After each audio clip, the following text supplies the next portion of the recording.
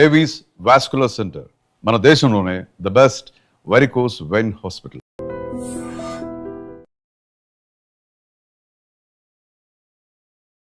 రేవంత్ రెడ్డి గారిలో నాకు మంచి లక్షణం ఏంటంటే మిగతా వెళ్ళడంలో కూడా మనసులో అంతా చెప్పేస్తాడు. బోళా మనిషి. ఇది చెప్పింది వాస్తవమే. పార్టీలకు అతీతంగా మీరు ఏ పార్టీనైనా మీరు కూర్చోండి, ఎమ్మెల్యేలు కానీ, ఎంపీలు కానీ, మంత్రులు కానీ, ముఖ్యమంత్రులు కానీ, పార్టీలు మర్చిపోండి. ప్రైవేట్ కానీ పబ్లిక్ అందరూ చెప్పలేకపోవచ్చు, కానీ అందరి మనసుల్లో ఏ వేదన ఉండదు. అరే ఇంత డబ్బులు వసూలు చేస్తున్నాం, పన్నుల డబ్బులు, ఈ ప్రజలకి ఇన్ని మాటలు చెప్పి ఓట్లు తీసుకుంటున్నాము, ఇన్ని హామీలు ఇస్తున్నాము, మరి ఈ ప్రజల జీవితాన్ని బాగు చేయడం కోసం పని కావాలని చెప్పంటే ప్రతిదానికి అడ్డంకులు వస్తున్నాయి అన్న భావన అది లేనటువంటి మంత్రి కానీ, ఎమ్మెల్యే కానీ, ఎంపీ కానీ భారతదేశంలో లేరు. అయినా కూడా వ్యవస్థ నడుస్తుందంటే కొంతమంది సామర్థ్యం వల్ల, చిత్తశుద్ధి వల్ల, దేశభక్తి వల్ల నడుస్తుంది. కానీ కొంతమంది ఎంత భారం మోస్తారు, ఎన్ని పనులు చేయగలుగుతారు? కాబట్టి ఖచ్చితంగా అధికార యంత్రాంగం, ముఖ్యంగా ఎంత పై స్థాయిలో ఉంటే అంత బాధ్యత మీద, ఎక్కువ నాయకత్వాన్ని ఇచ్చే బాధ్యత మీద, ప్రమాణాలను నెలకొల్పే బాధ్యత మీద, మిగతా వాళ్ళని జవాబుదారీగా చేయాల్సిన బాధ్యత మీద. అందులో మన దేశంలో అధికార యంత్రాంగానికి ఉన్నంత గౌరవం, ఇంత రక్షణ ప్రపంచంలో ఎక్కడా లేదు. రాజ్యాంగంలోనే పెట్టాం. ఒకసారి ఉద్యోగం వచ్చాక జీవితం పొడుగుతా మీకు మీరేం పని చేయకపోయినా కూడా ప్రమోషన్లు గ్యారంటీ, టైం బౌండ్గా పదోన్నతులు గ్యారంటీ, పదవులు గ్యారంటీ. అలాగే ఉద్యోగం నుంచి తీసిన దాఖలా దాదాపు ఏమి ఉండవు. మీరు ఎంత అసమర్థులైనా, ఎన్నో సందర్భాలు అవినీతి ఉన్నా కూడా ఏం జరగదు పెద్దగా. ఊరికే 2 నెలలు ఎవరన్నా ఉంటే 2 రోజుల కోసం మాట్లాడతారు అంతే, ఇంకేం జరగదు. అన్ని కీలకమైన ఉద్యోగాలు మీ చేతుల్లోనే. అది ఎలాగో ముఖ్యమంత్రులకు కూడా తెలియదు ఎందుకు అలా జరిగిందో. కార్డర్ రూల్స్ అని పెట్టేసి, కార్డర్డ్ పోస్ట్ అని పెట్టేసి రకరకాల రూపాలతో ప్రభుత్వాలకు కూడా అర్థం కాని రీతిలో కీలకమైన పదవులన్నీ మీకే. మరి సమాజం ఇంత గౌరవాన్ని, ఇంత రక్షణని ఇచ్చినప్పుడు, నెత్తిని పెట్టుకున్నప్పుడు మిమ్మల్ని, ఈ సమాజానికి మనమే ఇస్తున్నాం తిరిగి. ఆ రకంగా చూస్తే ఒక చిన్న ఉదాహరణ, హైదరాబాద్ నగరం నీళ్లు చూడండి. వేల కోట్లు ఖర్చు పెట్టి ప్రజల పన్నుల డబ్బుల్లోంచి మనం లేదా అప్పులు తీసుకొచ్చి గోదావరి నుంచి, కృష్ణ నుంచి లిఫ్ట్ చేస్తున్నాం. దేశంలో ఏ నగరానికి లేని సౌకర్యం హైదరాబాద్కు ఉన్నది. మంచినీళ్ళ విషయంలో 2 మహానదులు 2 పక్కన ఉన్నాయి కాబట్టి కృష్ణా, గోదావరి, మరి చాలా వేల కోట్లు ఖర్చు పెట్టి అక్కడి నుంచి లిఫ్ట్ చేసి ఏర్పాటు చేసాము, నీళ్ళు వస్తున్నాయి. ఆ నీళ్ళలో 45% నీళ్లు మన ఇంటికి రాకుండా మూసిలో కలిసిపోతున్నాయి. ఇంతకంటే నేర సమాన నిర్లక్ష్యం ఇంకేమన్నా ఉందా? ఒక పేద దేశంలో ఇన్ని వేల కోట్ల రూపాయలతో నీరు అక్కడి నుంచి ఇక్కడి దాకా తీసుకొచ్చి ఆ వడ్డీలు కడుతూనే ప్రభుత్వాలు బోడంత సతమతం అయిపోతూ ఉంటే ఆ నీళ్ళు ఇళ్ళకి చేరట్లేదే, మళ్ళీ మూసిలోకి వెళ్ళిపోతున్నాయి. పెద్ద ఎక్కడికి చూడక్కర్లా, అన్నమంతా చూడక్కర్లా, 2 మెతుకులు చూస్తే చాలు. వెరీ రీసెంట్గా కూడా చూసాం సార్, హైడ్రా తవ్వకాలకి సంబంధించి పెద్ద వాటర్ పైప్ లైన్ పగిలిపోయింది అనే మాట. అట్లాగే ఇన్ని వేల కోట్లు ఖర్చు పెడుతున్న విద్య కోసం అని చెప్పాను. గుండె మీద చేసుకుని చెప్పమానండి. మా పాఠశాలల్లో పిల్లలకి ఏ కుటుంబం నుంచి వచ్చినా కూడా ఖచ్చితంగా మంచి ప్రమాణాల విద్య అందుతోంది, వాళ్ళ ప్రతిభ వికసిస్తోంది, ఎదిగే అవకాశం వస్తుంది. మీరు చెప్పనండి ఒకసారి. నేను ఛాలెంజ్ చేస్తున్నాను మిమ్మల్ని బహిరంగంగా. ఎంత అధ్వానమైన చదువు అందుతుంది, ఇంత డబ్బు ఖర్చు పెడుతున్నామే. 25-30 వేల కోట్లు, 30 వేల కోట్ల దాకా తెలంగాణ ఖర్చు అవుతుంది. అన్ని రూపాయల్లో పాఠశాల విద్య కోసం అయ్యే ఖర్చు. అంతా కలిపితే 21 లక్షలు, 22 లక్షలు ఉన్నారు పిల్లలు గవర్నమెంట్ స్కూళ్ళలో. ఏం విద్య అందుతుంది? ఎందుకు అందట్లేదు? ఏదన్నా పట్టుకోండి, మీరు ఏ రంగమైనా పట్టుకోండి. ట్రాఫిక్ ఉంది, ఎందుకు నరకం అవుతుంది? అక్కడ రెడ్ లైట్ ఉంటే జర్హన్ వెళ్తుంటే వాడి మీద ఏమి రకమైన హారన్ మోగించుకుంటూ, తిట్టుకుంటూ. కాబట్టి ఏదన్నా చూడండి, మన జీవితంలో రోజువారీగా మనకు కావాల్సింది ఏదన్నా చూడండి, ప్రజలు నరకం అనిపిస్తున్నారు. ఎందువల్ల? ఇది కేవలం రాజకీయ నాయకుడు బాధ్యతనా? రాజకీయ నాయకుల్లో తప్పులు లేదని అంటే రోజు నేను విమర్శిస్తుంటాను. తప్పులు ఉన్నప్పుడు రాజకీయ వ్యవస్థలో తప్పులు చాలా ఉన్నాయి, కానీ రాజకీయ వ్యవస్థ అడ్డుకొని అనేక సందర్భాల్లో కూడా మంచినీళ్ళు అందరికంతా ఏర్పాటు చేస్తే ప్రభుత్వం నాకు కాదంటారండి? మంచి విద్య అంతా ఏర్పాటు చేస్తే ప్రభుత్వం నాకు కాదంటారండి? ట్రాన్స్పోర్ట్ సిస్టమ్ బాగా ఇంప్రూవ్ చేసి అందరికీ సౌకర్యం కలిగిస్తే ఏ ప్రభుత్వం నాకు కాదంటుందండి? వేరే విషయాల్లో జోక్యం చేసుకోవచ్చు, వాళ్ళ లాభం కోసమో వాళ్ళ స్వార్థం కోసమో. ప్రజలందరికీ మంచి సౌకర్యాలు ప్రజలు ఇచ్చిన డబ్బుతో సరిగ్గా అందజేస్తే ప్రభుత్వానికి కీర్తి వస్తుంది, ఓట్లు వస్తాయి కదా. ఎవరన్నా కాదంటారా? ఏ మంత్రులన్నా కాదంటారా? ఏ ఎమ్మెల్యేనా కాదంటారా? కాబట్టి ప్రతిదానికి రాజకీయం వంక పెట్టి మధ్యతరగతి వర్గాలు రాజకీయంలో ఉన్న వాళ్ళని తిడతారు కాబట్టి భారం అంతా వాళ్ళ మీద వేసి నపం పెట్టేసి మనం కూర్చుంటే అది ధర్మం కాదు.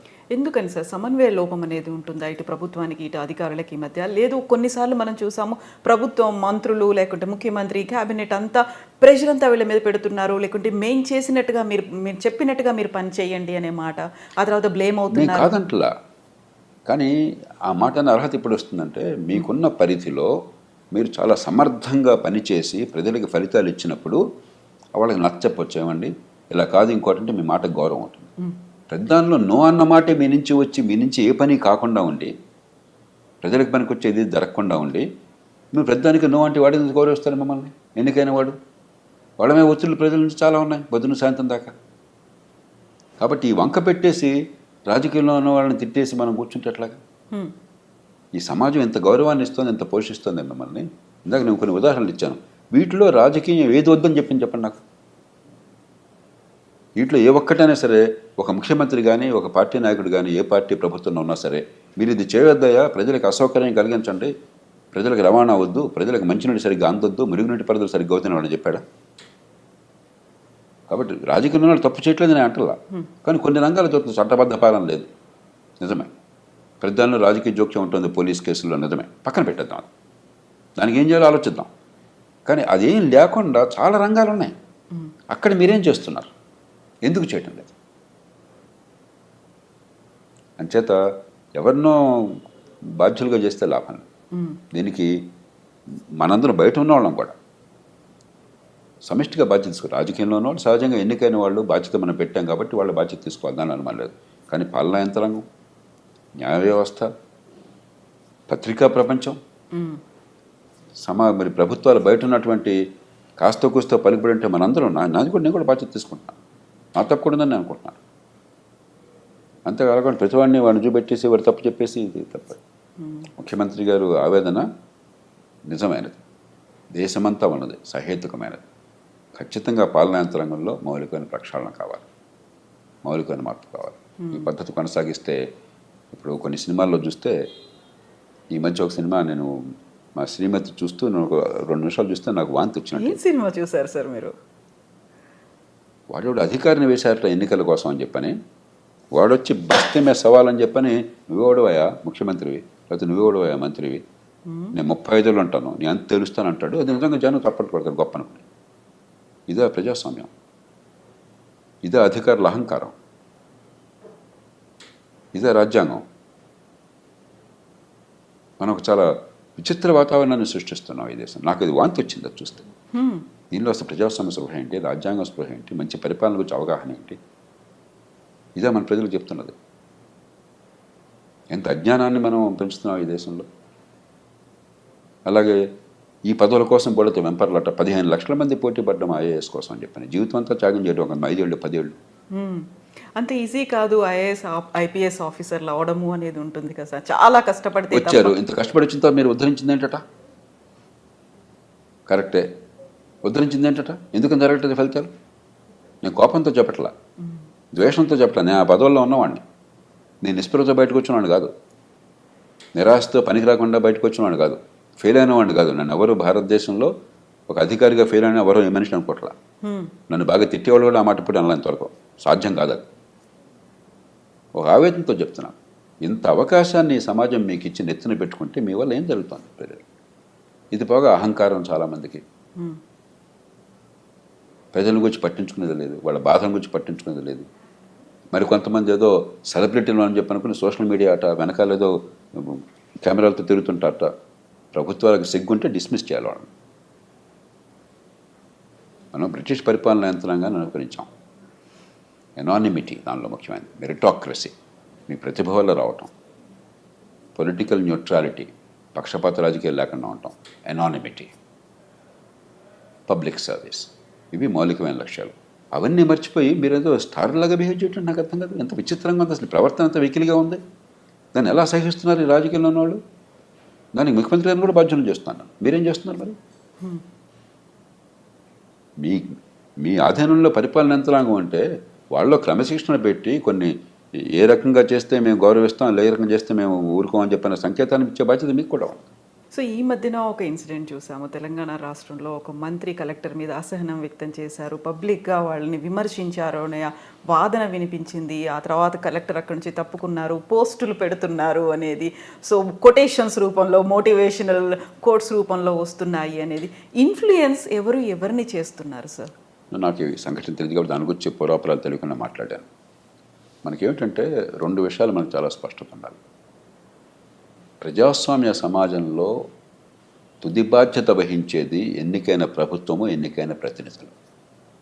కాబట్టి తుది నిర్ణయం తీసుకునే అధికారం రాజ్యాంగం పరిధి లోపల ఎన్నికైన ప్రభుత్వానికి. మనం ఏంటనుకుంటున్నామంటే అధికార యంత్రాంగానికే పాత్ర ఉంటుంది, వీళ్ళంతా ఊరికే వచ్చారు, వీళ్ళు వస్తారు రేపు పోతారు, 35 ఏళ్ళు మేము ఉంటాం, వాడు వచ్చి రేపు ఓడిపోతాడు. చాలా సినిమాలో డైలాగ్ కూడా, నేను ఐఏఎస్ పరీక్షలకు వచ్చాను, కావాలంటే పొద్దున్న ఎమ్మెల్యే ఎంపీ మంత్రిని కాగలను, నువ్వు అవుతావా? ఇది గొప్ప విషయం లాగా. అంటే ఇక్కడ ప్రజాప్రతినిధులకు పెద్దగా చదువు ఉండట్లేదు, క్వాలిఫికేషన్ అనేది లేదు. ఆలోచనే మూర్ఖమైనది, అప్రజాస్వామికమైనది, అవాస్తవమైనది. ఒకరోజు పరీక్ష రాసిన మాత్రం చేత గొప్పవాడు కాలేడు ఎవడవాడు. ఆ రోజు నువ్వు చదువుకున్నవి వచ్చి ఉండొచ్చు, నువ్వు బాగా బట్టి ఉండొచ్చు, లేకపోతే ఎగ్జామినర్ ఆ రోజు సంతోషంగా ఉండొచ్చు, అదృష్టం కలిసి రావచ్చు ఉండొచ్చు. అంత మాత్రం చేత గొప్ప అని అనుకుంటే అది ప్రజాస్వామ్యం ఎట్లా అవుతుంది?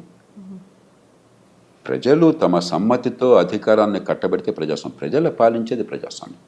ప్రజలు పాలించేది వాళ్ళు ఎన్నుకున్న ప్రతినిధుల ముందు ఆ గౌరవం ఉండాలి. తప్పు చేస్తే ప్రతిఘటిద్దాం, కానీ ప్రజాస్వామ్య వ్యవస్థ పట్ల గౌరవం లేకపోతే, రాజ్యాంగ విలువల పట్ల గౌరవం లేకపోతే, ఎన్నికైన ప్రతినిధులను అగౌరవపరుస్తుంటే అది ప్రజాస్వామ్యం కాదు. ఏ అధికారికి అహంకారం కూడదు. అది మిలిటరీ అధికారి కావచ్చు, సివిల్ అధికారి కావచ్చు, న్యాయమూర్తి కావచ్చు.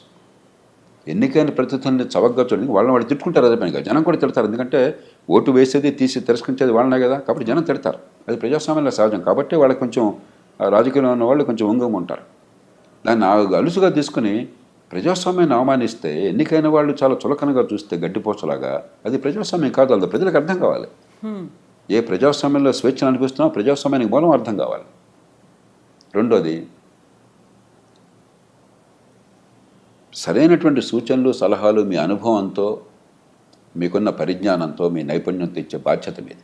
తీసుకుంటారా సార్ అప్పుడు ప్రభుత్వం? అది సైలెంట్గా చేయాలి, బహిరంగంగా కాదు. నిర్ణయం తీసుకునే తుది అధికారం వారిది. పొరపాటు నిర్ణయం అయినట్టయితే, అది రాజ్యాంగ విరుద్ధం అయితే ప్రాణం వడ్డీ ఎదుర్కోవాలి, మీరు జరగకుండా ఆపాలి. రాజ్యాంగబద్ధమైనంత వరకు, చట్టబద్ధమైనంత వరకు మీకు ఒక జడ్జిమెంట్ ఉంది, ఇది మంచిదని. కాదని ఇంకో జడ్జిమెంట్ వరకు ఉంది, తుది జడ్జిమెంట్ వారిదే. అమెరికా లాంటి దేశాల్లో కూడా ఒక్కసారి ప్రభుత్వ నిర్ణయం తీసుకుంటే అది పబ్లిక్ పాలసీ అనేది కోర్టులకు జోక్యం చేసుకో. పబ్లిక్ పాలసీ చేసే బాధ్యత ఎన్నికైన ప్రభుత్వానికి. మీరు ఇక్కడ కూర్చుని బాగోగుల నుంచి అధికారం మీకు లేదు. విమర్శించవచ్చు ప్రజలు, చట్టసభలో విమర్శించవచ్చు. ప్రజల దగ్గర మళ్ళీ పోయి తప్పు నిర్ణయాలు చేశారు, ప్రజలు అన్యాయం చెప్పచ్చు. లంచం ఉంటే మనం కోర్టులో శిక్ష వేయచ్చు తప్ప, దురుద్దేశం ఉంటే శిక్ష వేయచ్చు తప్ప, వాళ్ళకి అధికార పరిధిలో నిర్ణయాలు చట్టబద్ధంగా తీసుకుంటే దాన్ని కాదనే హక్కు వాడికి లేదు, విమర్శించే హక్కు అన్నది. సార్, ఇక్కడ ఇంకొక వాదన ఉంటుంది. ప్రభుత్వాలు మారినప్పుడల్లా అక్కడ ప్రభుత్వంలో ఉన్నటువంటి మంత్రులు, మంత్రివర్గం, సీఎం అందరూ పోతారు. ఏదైనా నిర్ణయాలు తీసుకున్నట్టు మాత్రం బాధ్యులు బలయ్యేది అధికారులే అనే మాట సార్. ఒకటి ఖచ్చితంగా పార్టీలు, ప్రభుత్వాలు తప్పన్నది.